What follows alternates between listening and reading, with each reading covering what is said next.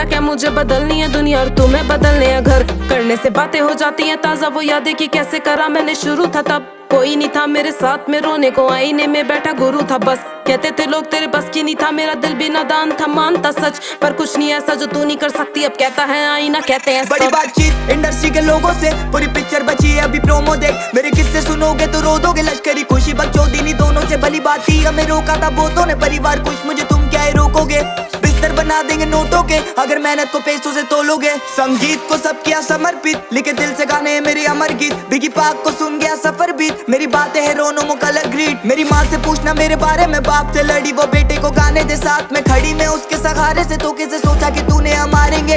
कितनी दफा मैं गिरा, कितनी दफा मैं उठा, कितनी दफा खुदा ने मुझको दुआ में सुना। कभी नहीं रुका झुका नहीं, कभी नहीं मुड़ा बुढ़ा मैं, कभी नहीं किसी के बारे कभी नहीं बोला बुरा मैं। डैम मेरी आंखों पे पट्टी बांध, मुझे देखना नहीं है